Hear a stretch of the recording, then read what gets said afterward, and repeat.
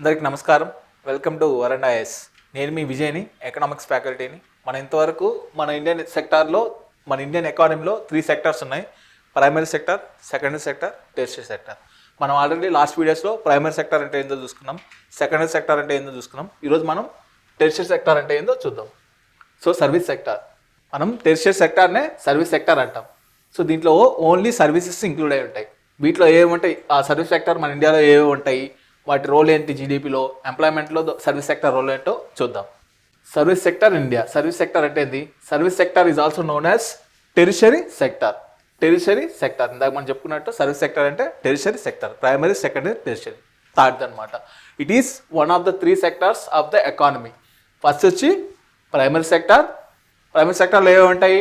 Agriculture, forestry, mining and fishing. మనం last వీడియోలో చెప్పుకున్నట్టు ప్రైమరీ సెక్టర్లో అగ్రికల్చర్ కానీ, మైనింగ్ కానీ, ఫారెస్ట్రీ కానీ, ఫిషింగ్ కానీ, ఎనిమల్ హస్బెండరీ కానీ, ఇవన్నీ ప్రైమరీ సెక్టార్లో ఉంటాయి. నెక్స్ట్ వచ్చేసి సెకండరీ సెక్టార్. సెకండరీ సెక్టార్ అంటే ఏంది? Manufacturing and construction. సో ఏవైతే మనం ప్రైమరీ సెక్టార్లో తీసుకున్న ఆర్టికల్స్ని మ్యానుఫ్యాక్చర్ చేస్తామో, ఏదైనా కన్స్ట్రక్షన్ ఇన్ఫ్రాస్ట్రక్చర్ బిల్డ్ చేయడం, ఇదంతా సెకండరీ సెక్టార్. మ్యానుఫ్యాక్చరింగ్ వచ్చి సెకండరీ సెక్టార్, అగ్రికల్చర్ వచ్చి ప్రైమరీ సెక్టార్, టెరిషరీ సెక్టార్ అంటే services. The service sector India encompasses a wide range of economic activities. ఈ సర్వీస్ సెక్టర్లో చాలా ఎకనామిక్ యాక్టివిటీస్ ఉన్నాయి. అవి ఏంటో ఇప్పుడు చూద్దాం. Intangible services rather than physical goods. The service sector in India encompasses a wide range of economic activities that provide intangible services. So tangible అంటే ఏంటి? మనకు కనిపించేవి. ఇంటాంజిబుల్ అంటే కనిపించనివి. ఓకే, ఎడ్యుకేషన్ కానీ, హెల్త్ కానీ, ఫైనాన్స్ కానీ, ఇవన్నీ మనకు కనిపించవు కానీ సర్వీసింగ్ అవుతూ ఉంటాయి. Rather than physical goods. కంటికి కనిపించే ఫిజికల్ గూడ్స్ కాకుండా కనిపించిన సర్వీసెస్నే టెరిషరీ సెక్టర్ అంటారు. అవి ఏంటో సర్వీస్ చూద్దాం. సో సర్వీస్ సెక్టర్ ఇండియా ఏవేవో చూద్దాం. ఫస్ట్ వచ్చి retail and wholesale trade. Trade అంటే ట్రేడ్ చేయడం, అంటే అమ్మడం, కొనడం, బయింగ్, సెల్లింగ్ని ట్రేడ్ అంటాం. సో రీటైల్ అంటే ఏంది? చిన్న చిన్న అమౌంట్స్ తీసే ట్రేడ్ చేయడమే రీటైల్ ట్రేడ్ అంటాం. సపోజ్ మనకు పేస్టో, పెన్నో ఏదో కావాలి, మనం ఒక చిల్లర అంగడి కానీ రీటైల్ షాప్కి వెళ్ళి కొనుక్కుంటాం, అది రీటైల్ ట్రేడ్. అలా కాకుండా హోల్సేల్, ఒక బల్క్ క్వాలిటీలో అమ్మితే, ఇప్పుడు ఆ షాప్ వాడు ఎక్కడి నుంచి తీసుకుంటాడు? హోల్సేల్ దగ్గర నుంచి తీసుకుంటాడు, హోల్సేల్ ట్రేడ్ చేస్తాడు అనమాట. సో ఈ ట్రేడ్ యొక్క సర్వీస్ మాత్రమే. ఓకే, సర్వీస్, ఇది సర్వీస్ సెక్టర్లో ఇంక్లూడ్ అయి ఉంటుంది. This include selling products to the consumers. Consumers అంటే మనం, అది retail trade. And distributing products to retailers, wholesale. So ఆ రీటైలర్స్కి ప్రోడక్ట్స్, వాళ్ళిద్దరి మధ్యలో జరిగే ట్రేడ్ హోల్సేల్. మన మధ్యలో కన్జ్యూమర్ షాప్ ఓతన మధ్యలో జరిగే trade retail. Next hospitality and tourism. Hospitality అంటే ఏంది? హోటల్స్, ఇవన్నీ హాస్పిటాలిటీ ఇండస్ట్రీ అంటారు. టూరిజం అంటే ఏంది? టూరిజం అందరూ తెలిసిందే కదా, ఏదో ప్లేస్కి వెళ్ళి చూడడం, మంచి మాన్యుమెంట్స్ చూడడం, దాన్ని టూరిజం అంటారు. Services related to hotels. So హోటల్స్లో స్టే చేస్తే ఏమవుతుంది? హోటల్స్కి ఇన్కమ్ వస్తుంది కదా, కంట్రీకి ఇన్కమ్ వస్తుంది, అది సర్వీసెస్ సెక్టర్లో ఉంటుంది. అలాగే రెస్టారెంట్స్. సో ఈ రెండు హాస్పిటాలిటీ కిందకి వస్తుంది అనమాట. 2 హోటల్స్, రెస్టారెంట్స్ హాస్పిటాలిటీ కిందకి వస్తాయి. Travel agencies and tourism destinations. ఈ ట్రావెల్ ఏజెన్సీ, టూరిజం వల్ల, ఇవన్నిటి వల్ల ఇన్కమ్ వస్తుంది కదా, ఇవన్నీ సర్వీసెస్ కిందకి వస్తాయి అనమాట. ఏ కాంపోనెంట్ కిందకి వస్తుంది? హాస్పిటాలిటీ అండ్ టూరిజం కిందకి వస్తుంది. పైకి వచ్చేసి రీటైల్ అండ్ హోల్సేల్ ట్రేడ్, మనం ట్రేడ్ చేస్తాం కదా, ఆ సర్వీస్ దీంట్లోకి వస్తుంది అనమాట. Next financial and banking. Finance and banking. Finance అంటే ఏంటి? మనీ రిలేటెడ్ మ్యాటర్స్ అండి, ఏదైనా ఇన్వాల్వ్ అయితే ఫైనాన్స్. బ్యాంకింగ్ అంటే ఏంటి? మనం బ్యాంకింగ్ ట్రాన్సాక్షన్ చేస్తాం, బ్యాంక్లో డిపాజిట్ చేస్తాము, క్రెడిట్ చేస్తాం, ఇవన్నీ ఉంటాయి. Services provided by banks. Banks ఏవైతే సర్వీసెస్ ప్రొవైడ్ చేస్తాయో, సో డిపాజిట్ కానీ, చెక్ కానీ, ఇంకా ఏదైనా ట్రాన్సాక్షన్స్ కానీ, ఇవన్నీ చేస్తాయి కదా. ఇప్పుడు నేను వేరే అతనికి మనీ వేయాలనుకుంటాను, సో నా బ్యాంకు ఆ ట్రాన్సాక్షన్, ఆ సర్వీస్ని ప్రొవైడ్ చేస్తుంది. సో ఇదే బ్యాంకింగ్ సర్వీసెస్. ఇన్సూరెన్స్ కంపెనీస్ ఏదైతే ఇన్సూరెన్స్ ప్రొవైడ్ చేస్తాయి, లైఫ్ ఇన్సూరెన్స్ కార్పొరేషన్ కానీ, ఇలా చాలా ఇన్సూరెన్స్ కంపెనీస్ ఉంటాయి. అవి ఏం చేస్తాయి? మనకి ఏదైనా ప్రాబ్లం వచ్చినా, ఇష్యూ వచ్చినా, లైఫ్ కానీ, యాక్సిడెంట్ కానీ ఏదైనా వచ్చినా ఇన్సూరెన్స్ పే చేస్తాయి అనమాట. ఇది కూడా ఒక సర్వీస్ సెక్టర్ ట్రేడ్ అనమాట, సర్వీస్ సెక్టర్లో ఇంక్లూడ్ అవుతుంది. దేంట్లో? ఫైనాన్స్ అండ్ బ్యాంకింగ్లో. ఇన్వెస్ట్మెంట్ ఫిల్మ్స్ కానీ మనం చాలా చూస్తాం, మ్యూచువల్ ఫండ్స్ అని చెప్పి, ఇన్వెస్ట్మెంట్ బ్యాంక్స్ అని చెప్పి చాలా చూస్తూ ఉంటాం. అవి ఏం చేస్తాయంటే మన మనీని వేరే వాటిలో ఇన్వెస్ట్ చేస్తాయి. And other financial institutions. So NBFCs ఉంటాయి, చాలా ఉంటాయి. ఇవన్నీ ఫైనాన్షియల్ సర్వీస్ కిందకి వస్తాయి అనమాట. సో ఫైనాన్షియల్ బ్యాంకింగ్లో బ్యాంక్స్ చేసే సర్వీసెస్, ఇన్సూరెన్స్ కంపెనీస్ చేసే సర్వీసెస్, ఇన్వెస్ట్మెంట్ ఫిల్మ్స్ చేసే సర్వీసెస్, ఫైనాన్షియల్ ఇన్స్టిట్యూషన్స్ ఏవైతే కొన్ని ఫైనాన్షియల్ ఇన్స్టిట్యూషన్, నబార్డ్ అంటారు, ఇంకా చాలా ఫైనాన్షియల్ ఇన్స్టిట్యూషన్స్ ఉంటాయి. ఇవన్నీ చేసే సర్వీసెస్ని ఫైనాన్స్ అండ్ బ్యాంకింగ్ అంటాం. ఇది సర్వీస్ సెక్టర్లో ఒక component. Next health care. So health care అంటే హాస్పిటల్స్ కానీ నర్సింగ్ కానీ ఇవన్నీ మెడికల్ సర్వీసెస్, ఏ మెడికల్ సర్వీసెస్ అన్నా సర్వీసెస్ కిందకి వస్తుంది. హాస్పిటల్స్ చేసే సర్వీసెస్ కూడా సర్వీసెస్ కిందకి వస్తుంది. క్లినిక్స్, చిన్న చిన్న క్లినిక్స్ ఉంటాయి, ఆర్ఎంపీ క్లినిక్ కానీ ఎట్లా చిన్న బస్సు దవాఖానా ఇట్లాంటివి చాలా మన రిమోట్ ఏరియాస్లో ఉంటాయి కదా ఆ క్లినిక్స్ కానీ.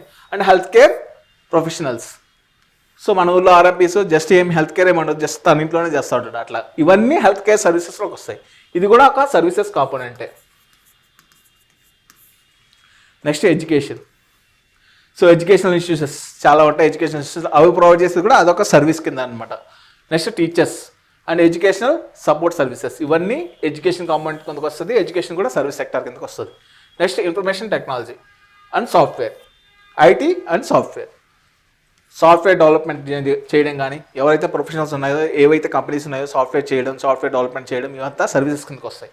అండ్ ఐటీ కన్సల్టింగ్, సో కొన్ని కన్సల్టింగ్ కంపెనీస్ ఉంటాయి, ఒక కంపెనీకి ఇంకో కంపెనీకి సాఫ్ట్వేర్ సర్వీసెస్ మధ్యలో ఇంకో కంపెనీ ఉంటుంది, దాన్ని ఐటీ కన్సల్టింగ్ అంటాం. సో ఇలాంటి కన్సల్టింగ్ కంపెనీస్ కూడా ఇన్ఫర్మేషన్ టెక్నాలజీ కిందకు వస్తుంది. ఇది కూడా సర్వీస్ సెక్టర్లో ఒక పార్ట్ అనమాట. అండ్ టెక్ సపోర్ట్, సో ఇవన్నీ సర్వీస్ సెక్టర్లో పార్ట్. ఈ సర్వీస్ సెక్టర్లో ఈ ఇన్ఫర్మేషన్ టెక్నాలజీ అండ్ సాఫ్ట్వేర్ దాంట్లో ఇవన్నీ స్మాల్ కాంపోనెంట్స్ అనమాట. Next entertainment and media, so films కానీ, టెలివిజన్ కానీ, టీవీ సిరీస్ కానీ, మ్యూజిక్ కానీ, publishing any books, digital media, ఇవంతా ఎంటర్టైన్మెంట్ కిందకి వస్తాయన్నమాట. ఇది కూడా సర్వీస్ సెక్టర్ కిందకి వస్తుంది. నెక్స్ట్ ప్రొఫెషనల్ సర్వీసెస్, లీగల్ కానీ, లీగల్ సర్వీస్, లాయర్స్, ఇవంతా అకౌంటింగ్, సిఏ అకౌంటింగ్ చేసేవాళ్ళు, కన్సల్టింగ్, సో వేరే వాళ్ళకి మధ్యలో కన్సల్టింగ్ చేసేవాళ్ళు, అండ్ అదర్ ప్రొఫెషనల్ సర్వీసెస్. ఈ ప్రొఫెషనల్ సర్వీసెస్ అంతా కూడా సర్వీస్ సెక్టర్ కిందకి వస్తుంది అనమాట. నెక్స్ట్ కాంపోనెంట్స్ వచ్చి ట్రాన్స్పోర్టేషన్ అండ్ లాజిస్టిక్స్, సో వేరే గూడ్స్ని ఒక దగ్గర నుంచి పాయింట్ ఏ నుంచి పాయింట్ బి తీసుకెళ్ళడానికి ట్రాన్స్పోర్టేషన్ వాడతాం, లాజిస్టిక్స్ వాడతాం. ఇవి కూడా సర్వీస్ కిందకి వస్తుంది అనమాట. Services related to the movement of goods and people, shipping కానీ, లాజిస్టిక్స్ కానీ, ట్రాన్స్పోర్టేషన్ కంపెనీస్ కానీ, ఇవంతా కూడా సర్వీస్ సెక్టర్ కిందకే వస్తుంది. Next government services, public administration, law enforcement, regulatory agencies, ఇవంతా కూడా సర్వీస్ సెక్టర్ కిందకే వస్తుంది. ఎందుకంటే they are providing service provide చేస్తున్నారు. సపోజ్ నీకు ఏదో క్యాస్ట్ సర్టిఫికేట్ కావాలి, ఇంకేదో సర్టిఫికేట్ కావాలి, ఏం చేస్తుంది గవర్నమెంట్ ఆఫీస్కి వెళ్తావు, అక్కడ నీకు సర్టిఫికేట్ ప్రొవైడ్ చేస్తున్నారు. అది కూడా ఒక సర్వీస్ ఇస్తాయి, ఎందుకంటే నేను సర్వ్ చేస్తున్నాడు, దే ఆర్ సర్వింగ్ పీపుల్ అనమాట. సో ఇవి కూడా టెర్షియరీ సెక్టర్, సర్వీస్ సెక్టర్ కిందకు వస్తాయి. సో ఒకసారి ఫాస్ట్గా చూద్దామో ఏమేమి ఉన్నాయో. సో ఫస్ట్ వచ్చేసి రీటైల్ అండ్ హోల్సేల్, ఇది సర్వీస్ సెక్టర్లో component. Next hospitality and tourism, ఇది second component. Next finance and banking, third component. Next health care, next వచ్చేసి education, next information technology and software, next entertainment and media. Next component professional services, legal కానీ, accounting కానీ, ఇవన్నీ మిగిలినవి. Next transportation, logistics, next government services, ఇవన్నీ service సెక్టార్లో components. ఇవన్నీ మన Indian service సెక్టార్లో కాంపోనెంట్స్ అనమాట. సో ఈ రిలేటెడ్ ఫీల్డ్ ఏ వచ్చినా కానీ అవంతా సర్వీస్ సెక్టార్ కిందకే వస్తాయి. సో మీ యూపీఎస్సీలో కూడా క్వశ్చన్స్ ఎలా వస్తాయంటే, సో విచ్ ఆఫ్ ది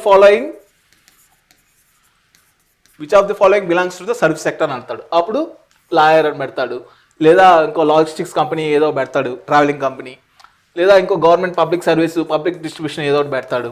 అలాగా క్వశ్చన్స్ వస్తాయి అనమాట. చాలా సింపుల్ కాన్సెప్ట్ నుంచే సింపుల్ క్వశ్చన్స్ వస్తాయి. మనం ఇక్కడ ఏదైతే ఇప్పుడు చూసామో ఇవి క్లారిటీగా మనం చదువుకున్నట్టయితే ఆ క్వశ్చన్కి మనం ఆన్సర్ చేయగలుగుతాం. ఇప్పుడు సర్వీస్ సెక్టర్ యొక్క role of service sector in ఇండియాలో సర్వీస్ సెక్టర్ యొక్క రోల్ ఏంటో చూద్దాం. Service sector plays a crucial role in India's economy. Some roles చూద్దాం. ఫస్ట్ వచ్చి ఎకనామిక్ గ్రోత్. మనం ఆల్రెడీ ఫస్ట్ క్లాస్లో చెప్పుకున్నాం, సెక్టర్స్ ఆఫ్ ఎకానమీలో ఆల్రెడీ మన ఎకనామిక్ 60%, దాదాపు 60% నుంచి మన సర్వీస్ సెక్టర్కే వస్తుంది అనమాట. The service sector accounts for most of the country's economic outputs, contributes over 50% to the Indian GDP. 50 to 60% మన జీడిపి ఇన్కమ్ సర్వీస్ సెక్టర్ నుంచే వస్తుంది అనమాట. ఓకే, 3 సెక్టర్స్ ఉంటాయి: primary sector, secondary sector, tertiary sector. Tertiary sector అంటే service sector. 50 to 60% మన కంట్రీకి income service sector నుంచే వస్తుంది. మిగిలిన ఇన్కమ్ ఆ రిమైనింగ్ 2 సెక్టర్స్ నుంచి వస్తుంది అనమాట. Next employment generation is a major source for employment in India. It provides jobs to 30.7% of the Indian population. దాదాపు 30% పాపులేషన్కి ఇండియాలో సర్వీస్ సెక్టర్ జాబ్స్ ప్రొవైడ్ చేస్తుందన్నమాట. సపోజ్ 100 పీపుల్ తీసుకుంటే అంటే 100 మందిలో తీసుకుంటే 100 మందిలో తీసుకుంటే సర్వీస్ సెక్టర్లో పనిచేసే వాళ్ళు ఎంతమంది ఉన్నారు? 30 మంది ఉన్నారు. 100లో 30 మంది ఉన్నారు సర్వీస్ సెక్టర్లో పనిచేసే వాళ్ళు. అలాగే మన కంట్రీ జీడిపి 100 రూపీస్ అని తీసుకుంటే సర్వీస్ సెక్టర్ నుంచి ఎంత వస్తుంది ఇన్కమ్? దాదాపు 50 నుంచి 60 రూపీస్ వరకు వస్తుంది అనమాట. ఓకే, సో 100 రూపీస్ మన కంట్రీ జీడిపి అయితే 50 to 60 రూపీస్ సర్వీస్ సెక్టర్ నుంచి వస్తుంది. అలాగే మొత్తం 100 మెంబర్స్ వర్క్ చేస్తుంటే దాంట్లో 30 మెంబర్స్ సర్వీస్ సెక్టర్లోనే వర్క్ చేస్తున్నారు అనమాట. Next foreign exchange earnings. So మన India one of the biggest exports in IT sector. మన ఐటీ సెక్టర్ చాలా స్ట్రాంగ్గా ఉంటుంది అనమాట. ఐటీ సెక్టర్ వల్ల ఏమవుద్ది, మనం ఎక్స్పోర్ట్ చేస్తాం వేరే కంట్రీస్కి. సో బీపీఓ కానీ, బిజినెస్ ప్రాసెస్ అవుట్సోర్సింగ్ కానీ, ఇలా చాలా కాల్ సెంటర్స్ కానీ, ఇలా చాలా ఇండియాలో చాలా స్ట్రాంగ్ అనమాట. వేరే కంట్రీస్ ఏం చేస్తాయి, మన కంట్రీ నుంచి ఈ సర్వీసెస్ని వాడుకుంటాయి. దానివల్ల మనకేమవుతుంది, ఎక్స్పోర్ట్ ఎర్నింగ్ అవుతుంది అనమాట. So foreign currency exchange. Services like information technology, business process outsourcing and medical tourism have generated substantial foreign exchange for India. So medical tourism అంటే ఏంది, వేరే కంట్రీ వాళ్ళు మన కంట్రీకి వచ్చి మెడికల్ సర్వీసెస్ తీసుకుంటే దాన్ని మెడికల్ టూరిజం అంటారు. దానివల్ల ఏమవుతుంది, వేరే కంట్రీ ఇన్కమ్ మన కంట్రీకి వస్తుంది అనమాట. సో ఇలాగా ఫారిన్ ఎక్స్చేంజ్ అనే ఎర్నింగ్స్ అనేది పెరుగుతుంది. Global outsourcing hub.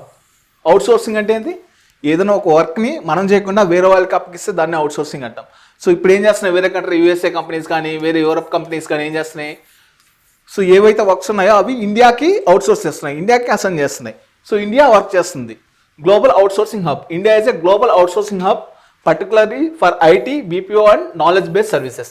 ఈ సర్వీసెస్ అన్ని ఇండియాలో చాలా ప్రాముఖ్యత ఉందన్నమాట. ఇండియాకి ఈ సర్వీసెస్ అన్ని వేరే కంట్రీస్ కూడా అసైన్ చేస్తుంది, ఎందుకంటే మనం స్ట్రాంగ్గా ఉన్నాం కాబట్టి ఈ ఫీల్డ్లో. దానివల్ల గ్లోబల్ అవుట్సోర్సింగ్ హబ్ అవుతుంది అనమాట India. Knowledge based economy. The country produces many high skill professionals including software engineers, doctors, engineers and business analyst. So knowledge based economy అవుతుంది, ఎందుకంటే మన కంట్రీ వెరీ హైలీ స్కిల్డ్ ప్రొఫెషనల్స్ని క్రియేట్ చేస్తుంది అనమాట. So చూసుకున్నామంటే మన country వల్లే వేరే పెద్ద కంపెనీస్లో చాలామంది CEO ఉన్నారనమాట. సో ఎందుకు, నాలెడ్జ్ బేస్డ్ ఎకానమీ కాబట్టి మన హై స్కిల్ ప్రొఫెషనల్స్ క్రియేట్ చేస్తుంది. కానీ ఇంజనీర్స్ కానీ, ఐటీ సాఫ్ట్వేర్స్ కానీ, డాక్టర్స్ కానీ, బిజినెస్ అనలిస్ట్ కానీ. ఇప్పుడు సపోజ్ చూసుకుంటే యూకే కానీ, కెనడా చూసుకుంటే మోస్ట్ ఆఫ్ ది డాక్టర్స్ ఇండియన్సే ఉంటారు, ఎందుకంటే we are providing high skill knowledge based economy కాబట్టి.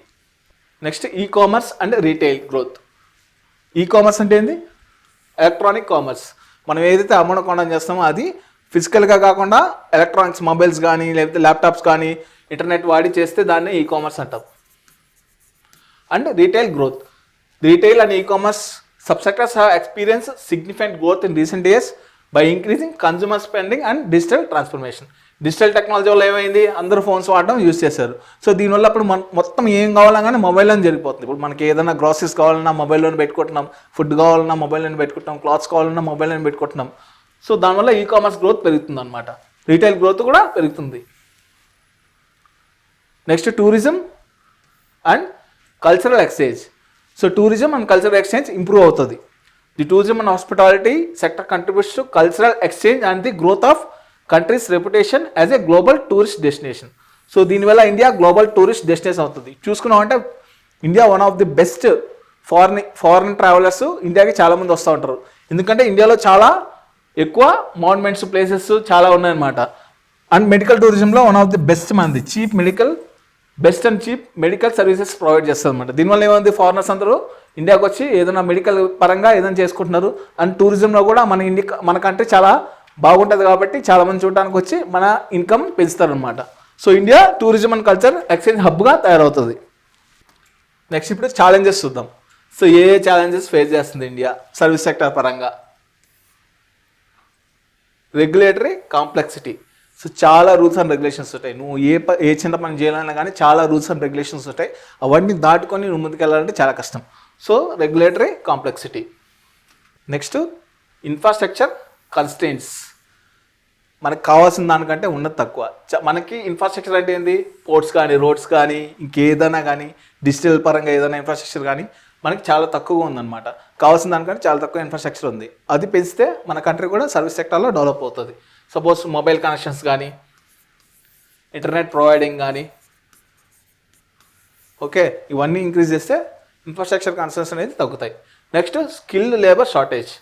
సో హైలీ స్కిల్డ్ మన దగ్గర చాలా తక్కువ మంది ఉన్నారు. దాదాపు అప్రాక్సిమేట్లీ 20% వరకే మన దాంట్లో హైలీ స్కిల్డ్ ఉన్నారు. మిగతా అంతా సెమీ స్కిల్డ్, లో స్కిల్డే ఉన్నారు, సెమీ స్కిల్డ్, లో స్కిల్డే ఉన్నారు, ఓన్లీ 20% వరకే హై స్కిల్డ్ ఉన్నారు. మన హై స్కిల్డ్ ఐటీ సెక్టర్ అనేది, సర్వీస్ సెక్టర్ అనేది ఏంటి, దాంట్లో ఓన్లీ హై స్కిల్డ్ ఎక్కువ ప్రామినెన్స్ ఉంటుంది అనమాట.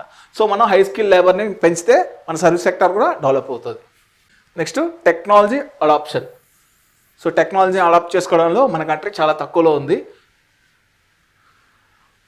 మన టెక్నాలజీ అడాప్షన్ చేస్తే ఆటోమేటిక్గా సర్వీస్ సెక్టర్ అనేది గ్రోత్ ఉంటుంది. ఎందుకంటే సో ఇప్పుడున్న డిజిటల్ యుగంలో మొత్తం టెక్నాలజీ మీద డెవలప్ ఉంటుంది. ఎవడైతే ముందు అడ్వాన్స్లో ఉంటాడో వాడికే ఎక్కువ ప్రాఫిట్ వస్తుంది అనమాట. Next data privacy and security. So ఈ ఐటీ సర్వీసెస్ వల్ల, ఈ ఇన్ఫ్రాస్ట్రక్చర్, ఇంటర్నెట్ ఈ వాడడం వల్ల ఏముంది, డేటా ప్రైవసీ అనేది తగ్గిపోయిందనమాట. మనం చూస్తూ ఉంటాం చాలా వరకు డేటా లీకేజ్ అవుతూ ఉంటాయి, సైబర్ సెక్యూరిటీ ప్రాబ్లమ్స్ వస్తూ ఉంటాయి, స్కామ్స్ ఇవన్నీ ఎక్కువ జరుగుతూ ఉన్నాయి అనమాట. సో ఈరోజు మనం సర్వీస్ సెక్టర్ గురించి తెలుసుకున్నాం. అంటే సర్వీస్ సెక్టర్లో ఏ కాంపోనెంట్స్ ఉంటాయి, అసలు సర్వీస్ సెక్టర్ అంటే ఏంటి, సో వాటిలో ఏ కాంపోనెంట్స్ ఉంటాయి, ఇండియా ఎందుకు సర్వీస్ సెక్టర్లో బెస్ట్, సో ఇండియాకి సర్వీస్ సెక్టర్లో ఉన్న ప్రాబ్లమ్స్ ఏంటి, ఇవన్నీ తెలుసుకున్నాం. మీకు అందరికీ ఈ వీడియో అర్థమైందని నేను అనుకుంటున్నాను. ఈ వీడియో చూసేందుకు thank you. Veranda IAS, where your dream becomes reality.